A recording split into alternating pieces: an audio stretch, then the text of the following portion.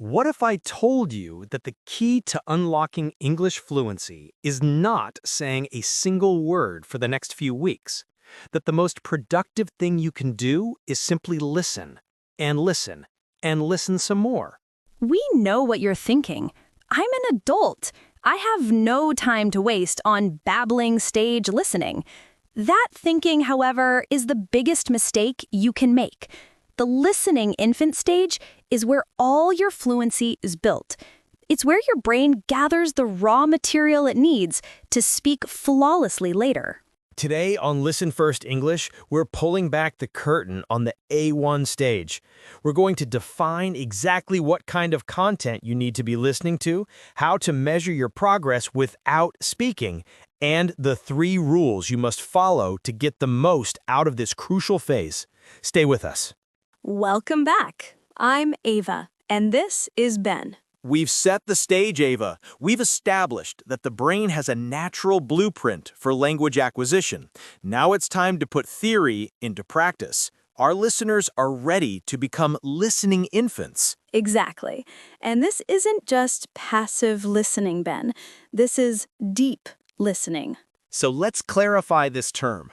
When we say listening infant, we're talking about the CEFR-A1 level, but through the lens of pure absorption.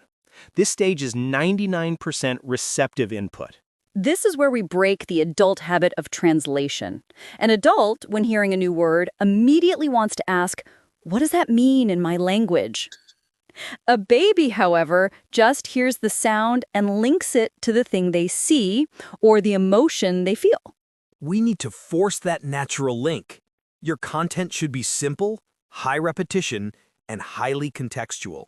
Think of it as a series of short, meaningful sound patterns, not random words.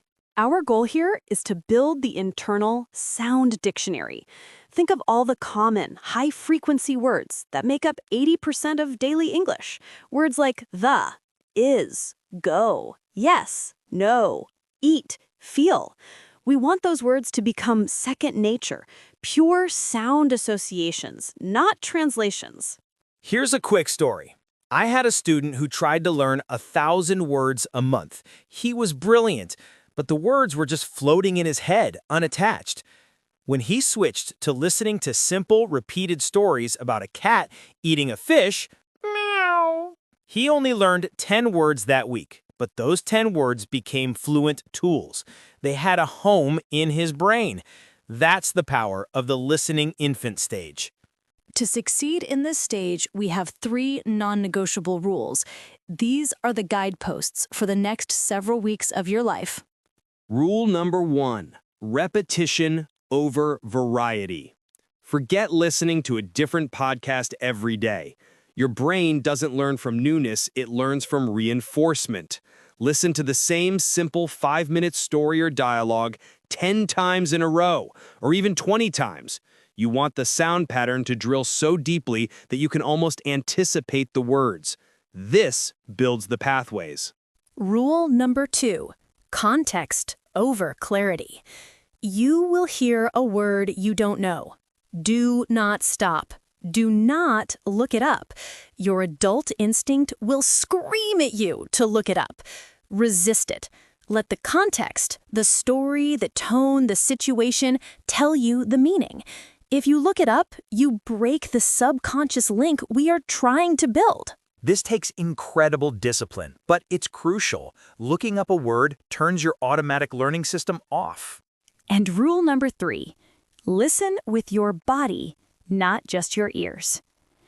Ben mentioned this last time. The best learning happens when you are relaxed. Go for a walk. Clean your kitchen. Stare out the window. Your conscious mind is relaxed, but your subconscious mind is wide open. You're allowing the language to wash over you without stress. We call this flow state listening. Okay, Ava. The biggest challenge for the adult learner is that feeling of, am I getting anywhere? If I'm not speaking, how do I measure my progress? This is where we introduce the 2 silent metrics. The first silent metric, the anticipation point. This is when you're listening to a story you've heard many times and you find yourself anticipating the next word or phrase just a split second before the narrator says it. That little aha moment. That means your brain has correctly mapped the pattern. That's a win! That is your brain saying, I know this song. The second silent metric, the visual association test. Close your eyes while listening to a simple story. Can you see the action happening? When the speaker says, the dog is happy, do you immediately see a smiling dog in your mind, or do you see the translation?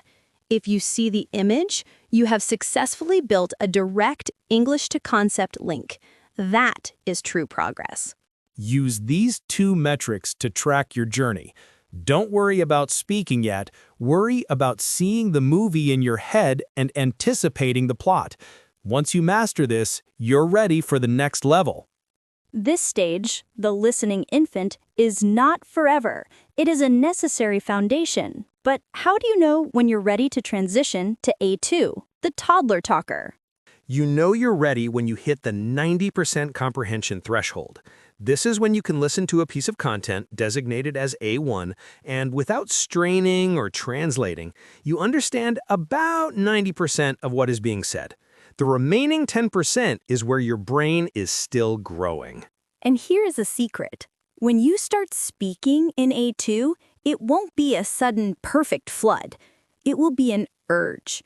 You'll hear a phrase, maybe, I want more, and you'll have an overwhelming desire to repeat it. That's your brain signaling, the bank is full. I'm ready to make a withdrawal. The worst thing you can do is rush it. If you try to jump to speaking before the listening bank is full, you'll feel frustrated and you'll revert back to the old slow translation habits.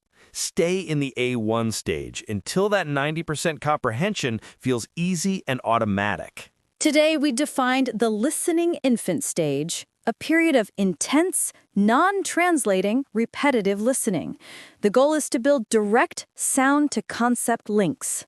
Remember the 3 rules: repetition over variety, context over clarity, and listen with your body. Trust the process.